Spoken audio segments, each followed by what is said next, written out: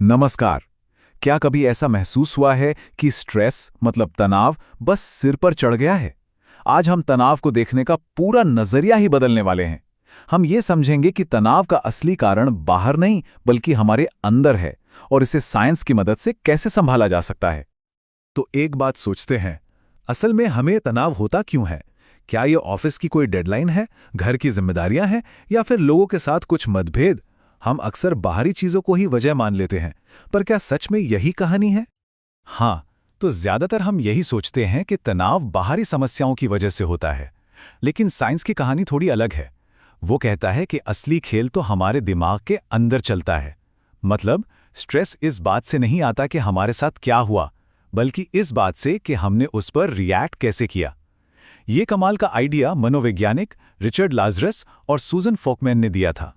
तो चलिए इस पूरे आइडिया को एक बहुत ही सिंपल और पावरफुल तरीके से समझते हैं। एक तराजू इमेजिन कीजिए, जिसे हम कहेंगे तनाव का संतुलन पैमाना। वैज्ञानिकों ने इस तराजू को एक बड़ा फैंसी सा नाम दिया है, मूल्यांकन और मुकाबला मॉडल। सुनने में थोड़ा मुश्किल लग सकता है ना? पर इसका मतलब सिर्फ इतना सा है। तनाव तब होता है जब एक तरफ की चुनौती दूसरी तरफ उसे संभालने की हमारी काबिलियत से बस भारी पड़ जाती है। तो इस तराजू के एक पलड़े पर हम रखते हैं स्थिति।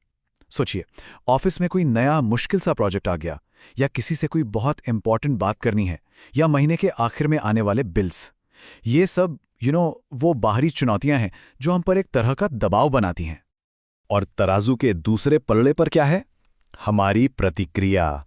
ये हमारी अंदर की ताकत है, हमारी नॉलेज, हमारा एक्सपीरियंस, मुश्किलों से लड़ने का हमारा तरीका और हमारा सेल्फ कॉन्फिडेंस। ये वो सारे हथियार हैं जो हमारे पास उस चुनौती का सामना करने के लिए होते हैं। और यहीं पर सारा खेल बदल जाता है। जब चुनौती वाला पलड़ा भारी हो जाता है और हमारी संभालने की क्षमता का पलड़ा हल्का पड़ जाता है, बस तराजू का बैलेंस बिगड़ जाता है। और यही वो मोमेंट है जब हमें स्ट्रेस महसूस होता है। वो जो घबराहट होती है, वो चिंता, सब इसी इम्बैलेंस का नतीजा है। स्ट्रेस पर रिसर्च करने वाले शुरुआती वैज्ञानिकों में से एक थे डॉक्टर हांस सेले। उन्होंने एक बड़ी कमाल की बात कही थी। उन्होंने कहा, तनाव किसी भी बदलाव की मांग पर शरीर की प्रतिक्रिया है। मतलब प्रॉब्लम बदलाव में नहीं है, प्रॉब्लम उस बदलाव पर हमारी रिएक्शन में है। तो सवाल यह है कि भाई, ये तराजू का बैलेंस बिगड़ता ही क्यों है? ऐसी क्या वजह हैं जो चुनौतियों को हमारी काबिलियत से ज्यादा भारी बना देती हैं? चलिए जरा इसे समझते हैं। देखिए, इम्बैलेंस के कई कारण हो सकते हैं। हो सकता है कि हम किसी बिल्कुल नई सिचुएशन का सामना कर रहे हों जिसके लिए हम तैयार ही नहीं थे, या शायद हमारे पास उस काम को करने के लिए जो नॉलेज या स्किल चाहिए उसकी कमी हो। कभी कभी ऐसा भी होता है कि हम अकेले पड़ जाते हैं और कोई सपोर्ट नहीं मिलता। और कई बार तो सिर्फ फेल होने का डर ही इतना ज्यादा होता है कि हमारा पलड़ा हल्का पड़ जाता है। लेकिन यहां एक बहुत बहुत जरूरी बात समझनी है। तनाव महसूस करना कोई कमजोरी नहीं है, बिल्कुल भी नहीं। ये एक सिग्नल है, एक तरह का अलार्म।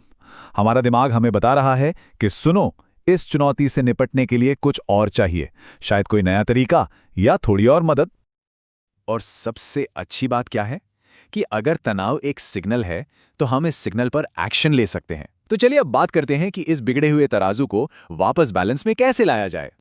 इसका तरीका सिर्फ दो आसान सवालों में छिपा है। पहला, ईमानदारी से ये पहचानिए कि असल में कौन सी एक चीज है जो परेशान कर रही है।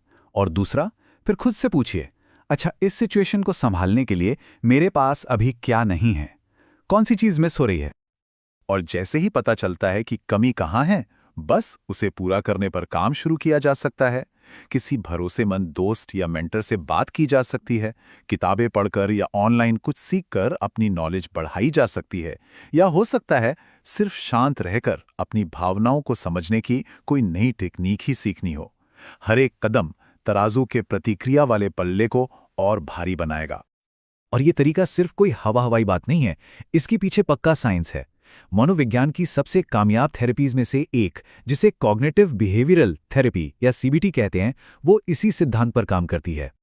सीबीटी, जिसे डॉक्टर एरन बेक ने डेवलप किया था, वो हमें बस यही सिखाती है कि हम अपने विचारों और अपने एक्शंस को बदलकर सीधे सीधे तनाव को कम कर सकते हैं। मतलब जैसे ही हम अपनी प्रतिक्रिया को बेहतर बनाते हैं, तराजू अपने आप बैलेंस में आ जाता है। तो आज के इस पूरी बातचीत से सबसे जरूरी बात क्या है? सबसे बड़ी बात यह है कि तनाव हमारा दुश्मन नहीं है। हमें बस इसे देखने का अपना नजरिया बदलना है। इस एक सिंपल से इक्वेशन को हमेशा याद रखिए। तनाव बराबर है स्थिति और प्रतिक्रिया के बीच का गैप। हमारा काम सिर्फ इस गैप को भरना है और बैलेंस अपने आप लौट आएगा। तो अगली बार जब भी तनाव महसूस होना, तो याद रखिएगा, ये कमजोरी की निशानी नहीं है। ये इस बात का सिग्नल है कि ग्रोथ हो रही है। ये एक मौका है कुछ नया सीखने का, बेहतर बनने का। हर नई प्रतिक्रिया हमें पहले से कहीं ज्यादा मजबूत और काबिल बनाती है। तो इस सोच के साथ ये विश्लेषण यहीं खत्म करते हैं। वो अगली नई प्रतिक्रिया कौन सी होगी जिसे बनाया जाएगा? इसका जवाब ही तनाव को संतुलन में बदलने की असली चाबी है।